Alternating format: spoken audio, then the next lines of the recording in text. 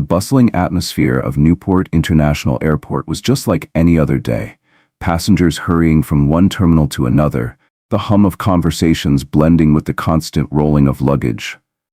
In the middle of the first-class check-in line, a man stood out, not because of extravagance, but for the complete lack of it. That man was Daniel Carter.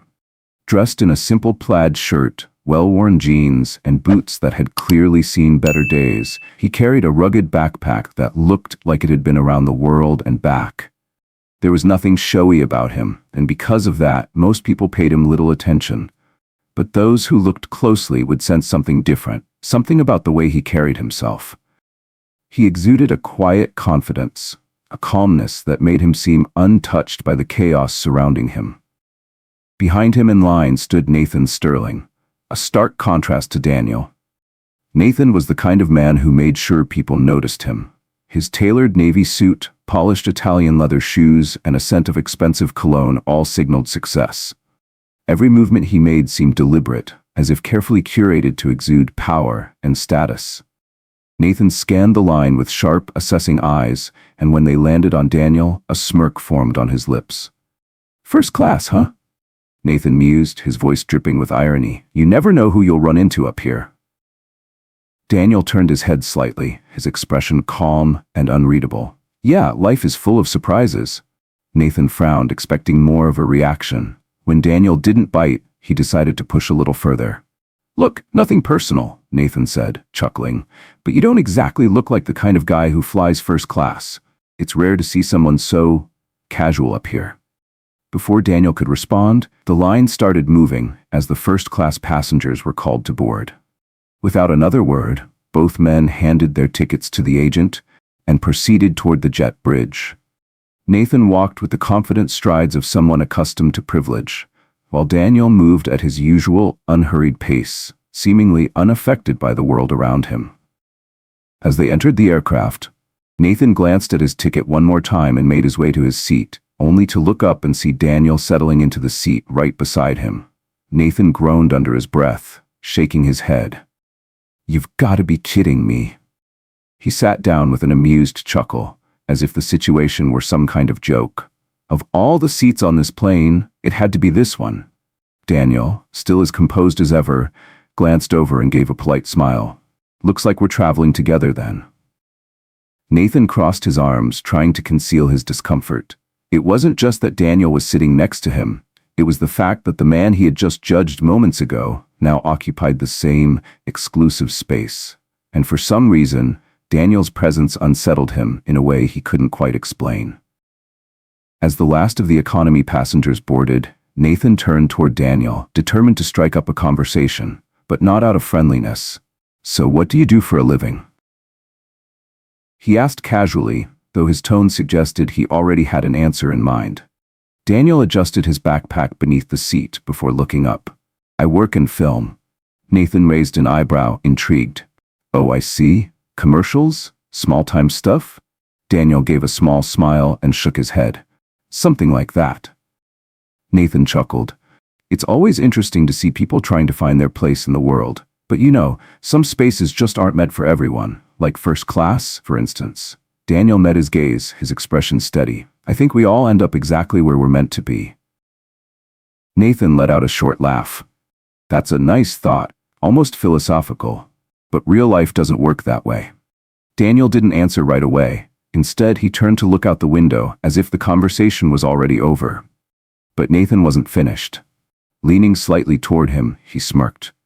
"You might be sitting here, but there are things money can't buy. Some places will never truly belong to certain people." This time, Daniel didn't respond with words. He simply looked at Nathan, his eyes carrying a depth of understanding that caught Nathan off guard. It wasn't anger. It wasn't defensiveness. It was something much more powerful. Nathan Sterling leaned back into his seat, his lips curling into a smug smile. He thought he had won, that his comments had landed, that Daniel Carter had felt even the slightest sting. But the truth was, Nathan had no idea what he was truly up against. Daniel's unshakable calm wasn't just patience. It was something deeper. Something Nathan couldn't quite put his finger on.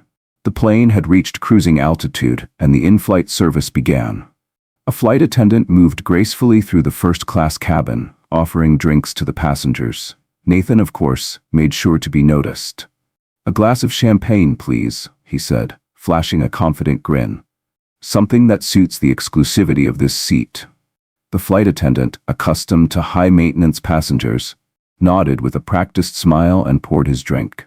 When she turned to Daniel, he made his request just as simply as he had done everything else that day. "Just water, please."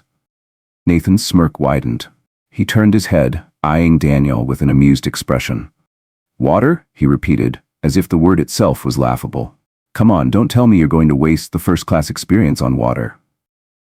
Daniel accepted the bottle from the attendant and unscrewed the cap without hesitation. "I'm fine with this," he said, his voice steady. "Sometimes simplicity is enough."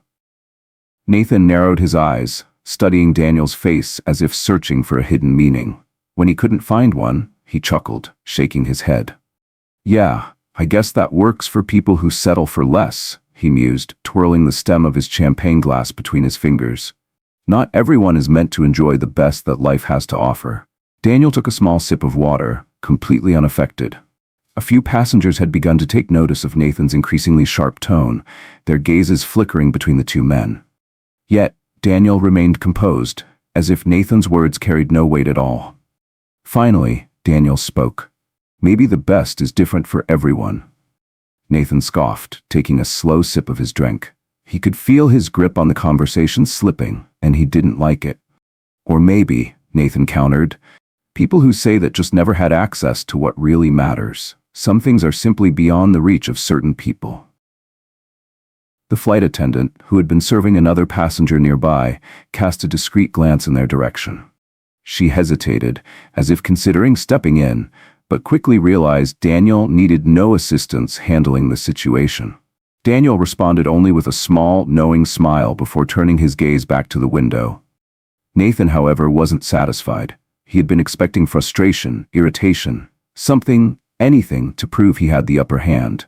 But there was nothing. Just that maddening, unbreakable calm. He wasn't ready to let it go. The flight attendant returned to their section of the cabin, refilling drinks. Nathan seized the moment to continue his string of provocations. "You know," he said, lifting his champagne glass as if giving a toast, "life is a lot like flying first class. You work hard, you earn your place, and then you get to enjoy it. But some people, well, let's just say they're only here because they got lucky." Daniel set his water bottle down on the tray table and turned to face Nathan directly for the first time since the flight began. His expression hadn't changed, but something in his gaze had shifted. It was still calm, but now there was something firmer beneath it, something that made the air between them feel heavier. "Luck or hard work," Daniel said, his voice unwavering. "We all end up in the same place when the flight lands, don't we?" For the first time, Nathan hesitated. The passengers who had been quietly observing now leaned in a little closer. The cabin had grown noticeably quieter, the conversation between the two men drawing more attention than before. Nathan let out a short, forced laugh, but the confidence behind it wavered. "Well, I wouldn't say that," he replied. "Some of us are simply on a higher level. Not everyone understands the value of being here." Daniel leaned forward slightly, resting his arms on the seat tray. He gestured subtly around the cabin. "The value of being here," he said, his voice calm but carrying undeniable weight, "isn't about what you have, it's about how you treat others." The words hung in the air like an unshakable truth. A few passengers exchanged glances, some nodding slightly in agreement. Others, who had been silent observers until now, looked at Nathan with expressions that ranged from mild disapproval to quiet amusement. Nathan felt something shift, something intangible, but undeniable. Still, he wasn't willing to back down. He let out another laugh, this one tinged with discomfort.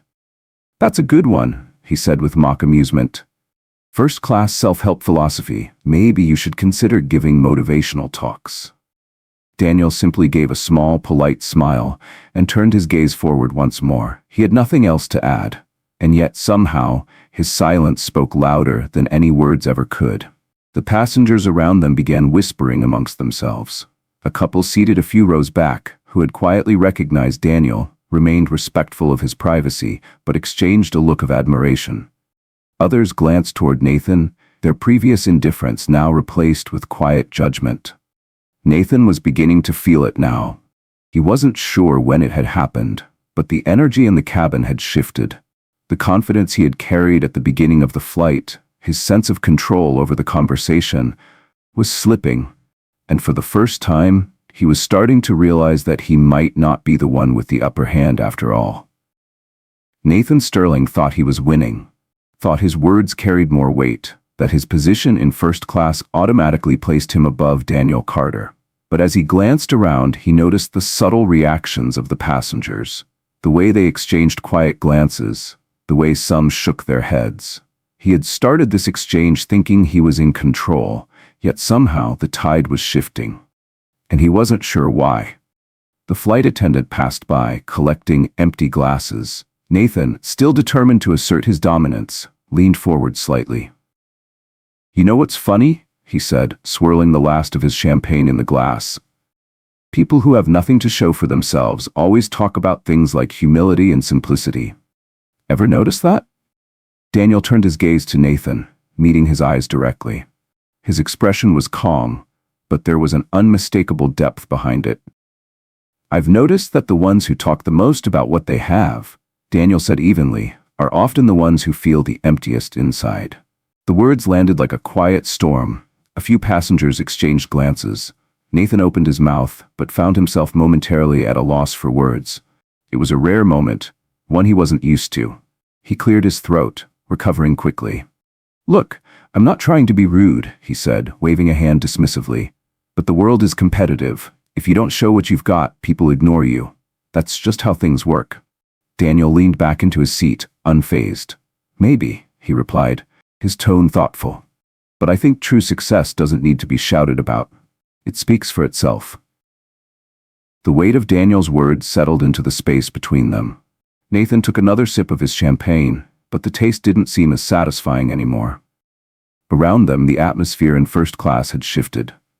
A few passengers who had been casually listening were now fully tuned in. An older man a few rows ahead turned slightly, observing the conversation with a disapproving shake of his head. Nathan could feel the eyes on him, and it irritated him. "Cheap philosophy," Nathan muttered, his voice laced with sarcasm. "It might sound nice, but the real world doesn't work that way." Daniel's expression remained unchanged. "The real world is made by people, Nathan. And in the end, how we treat others says more about who we are than anything else." Nathan clenched his jaw slightly. He could feel the weight of Daniel's words pressing against him, though he wasn't ready to admit it. He glanced around, noticing how the attention in the cabin had shifted. Some passengers were watching outright, others whispered amongst themselves. For the first time, he wasn't sure if he was in control of the conversation anymore. Daniel, however, remained perfectly still, perfectly composed. Then, after a long moment, he spoke again. "You know, Nathan, I understand what you're saying." His voice was steady, almost understanding. "The world can be a competitive place, but I've learned that the need to constantly prove something to others usually comes from something deeper. An insecurity, an inner struggle." Nathan furrowed his brow, his defenses immediately rising. "Inner struggle?" he repeated with a scoff. "I don't know where you got that idea, but you couldn't be more wrong." Daniel gave a small, knowing smile. "Maybe," he said. "But I've met a lot of people who thought success was only about what others could see. Deep down, they were just trying to fill something missing inside of them." Nathan stilled for just a second. Barely noticeable, but there. His fingers absently twisted the wedding band on his hand. But just as quickly as the hesitation appeared, he pushed it away. "That's not me," Nathan said, his tone sharper now. "Everything I have, I worked for, and I don't need anyone telling me how to live my life." Daniel studied him for a long moment before replying. "I'm not saying you didn't work hard, but sometimes we get so caught up in proving what we've achieved that we forget to ask ourselves something important." He paused. Then, his voice quieter, he asked, "Who are we without all of this?" Nathan pressed his lips together, visibly uncomfortable. The question seemed to echo in his mind in a way he wasn't prepared for. "Who are we?" Nathan repeated with a cynical laugh. "We're what we build. Without it, we're nothing." Daniel held his gaze, his expression now more serious. I disagree, he said. I think we're defined by what we do for others, not by what we accumulate. In the end, the things we show the world matter far less than what we carry inside. He touched a hand lightly to his chest, the meaning clear. His words rippled through the cabin. A few passengers nodded subtly, while Nathan seemed to shift in his seat, trying to maintain his composure. Nathan let out a dry laugh, but there was no real amusement behind it. That's easy for you to say, he said, almost rising from his seat. You don't know anything about me. You don't know what I've been through to get here. Daniel met his gaze without flinching. You're right, he said, his voice quiet but firm. I don't know your story, but I don't think I need to know it to see that. Nathan felt his breath hitch slightly, but he wasn't sure why. And for the first time since this conversation began, he had no response. Daniel Carter's words hung in the air like an unshakable truth. Sometimes, when people feel the need to shout about what they've achieved, it's because they're trying to hide something. Fear, insecurity, loneliness. The statement hit Nathan Sterling harder than he expected. For a moment, he froze. His face flushed, not just with anger, but with something deeper, shame. His fingers curled into fists, his body tense, as if trying to fight the emotions threatening to rise to the surface. And then, unable to hold it in any longer, he stood up abruptly, knocking his empty champagne glass to the floor with a sharp clink. You think you're better than me? He snapped, his voice rising. Sitting there with your clever little phrases, acting like you know everything about life? You don't know a damn thing about what it takes to survive in the real world. The entire cabin fell silent. Passengers turned in their seats, some watching with open curiosity, others shifting uncomfortably. The flight attendant hurried over, her expression composed but alert. Meanwhile, Daniel remained seated, completely unshaken. He met Nathan's glare with a quiet steadiness, waiting, letting the moment settle. Then, in a voice that was both firm and gentle, he finally responded, I don't think I'm better than you, Nathan. His tone was calm, without a trace of superiority. I just think that sometimes we need to stop and think about what really matters. And Nathan, you don't have to prove anything to anyone. Nathan's chest rose and fell heavily. His fists remained clenched, his body rigid. But something in Daniel's voice, something undeniable, made him hesitate. Slowly he sank back into his seat, his eyes darting away. Not out of anger, but something dangerously close to defeat. The confrontation had ended, but the weight of Daniel's words lingered. Nathan stared at the seat tray in front of him, feeling an unfamiliar vulnerability settle in his chest. He had spent his entire life ensuring that he was the one in control, the one who commanded attention, the one people respected. But now, for the first time in as long as he could remember, he felt exposed, and he hated it. The flight continued in heavy silence. Nathan sat stiffly, staring ahead, while Daniel remained as composed as ever, as if nothing had happened. A short while later, the flight attendant returned to Daniel's seat with a polite smile. Mr. Carter, she said, her voice carrying just enough volume to be heard by those around them. The captain asked me to inform you that your connection in Kyoto is confirmed. He also sends his best regards. The name hung in the air. Carter. Some passengers who had been quietly observing suddenly stiffened. A few widened their eyes in recognition. A soft murmur rippled through the cabin. Nathan, still lost in his thoughts, barely registered the words at first. But then, he froze. His mind replayed the name again. Carter. Slowly he turned his head toward Daniel, his expression shifting from frustration to confusion, then to shock. Carter, he muttered under his breath. His throat went dry. His mind worked to piece together the realization. Daniel Carter. Daniel nodded politely to the flight attendant, thanking her without much attention to the growing commotion around him. Then, as if sensing Nathan's stare, he turned his gaze back to him. Something wrong, Nathan? He asked, a slight smile playing at the corners of his lips. Nathan opened his mouth, but no words came out. He glanced around, noticing other passengers looking at him with newfound interest, and in some cases, quiet judgment. He felt completely lost. His lips parted again as he fumbled to speak. I had no idea. His voice came out uneven. I mean, you didn't say who you were. Daniel simply tilted his head slightly, as if the answer was obvious. I didn't think it was necessary. He paused, then added, I don't usually use my name as a calling card. Nathan remained silent, his mind scrambling for a way to salvage the situation. "Look," he stammered, rubbing the back of his neck. I didn't mean to offend you. I didn't know who I was talking to." Daniel let out a quiet sigh, leaning forward slightly. His expression remained kind, but his voice carried an unmistakable firmness. "Nathan, what you said doesn't change just because you now know my name." His eyes held steady. "The truth isn't about who you're speaking to. It's about how you choose to treat people." Nathan felt like the floor had disappeared beneath him. The silence that followed was deafening. He swallowed hard, suddenly all too aware of how many people were watching. Daniel leaned back into his seat, his point made. Nathan, on the other hand, sat motionless, staring at his hands as if replaying every moment in his mind. He had started this conversation thinking he was in control, that he was the one setting the rules. But in his attempt to belittle someone else, he had revealed more about himself than he had ever intended. The flight continued in silence. Nathan, who had walked onto this plane with unshakable confidence, now found himself unable to even meet Daniel's gaze. The arrogance he had carried at the start of the journey had vanished, replaced with something far closer to shame. As the minutes passed, his mind refused to let go of Daniel's words. "You don't have to prove anything to anyone. True success doesn't need to be shouted about. It speaks for itself. The truth isn't about who you're speaking to, it's about how you choose to treat people." Everything Daniel had said was so simple, so obvious. And yet, for some reason, it struck something deep inside Nathan.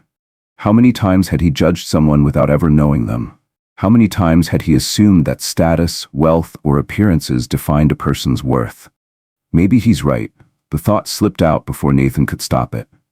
He glanced at Daniel, who was now quietly reading a book as if none of this had happened. The realization only amplified the impact of everything. Daniel hadn't tried to prove himself. He hadn't flaunted his success. He had simply existed. And yet, without even trying, he had completely changed the way Nathan saw the world. Daniel Carter's words cut through the air like a blade, sharp and undeniable. Sometimes, when people feel the need to shout about what they've achieved, it's because they're trying to hide something: fear, insecurity, loneliness. The statement hit Nathan Sterling like a punch to the gut. He stiffened, his face reddening, not just from anger, but from something far worse: shame. His jaw clenched, his hands curled into fists, and for a brief second his body trembled as he fought the surge of emotions rising inside him. He had spent his entire life controlling every situation, but now, right here, in front of an entire first-class cabin, he was losing his grip, and he couldn't stand it.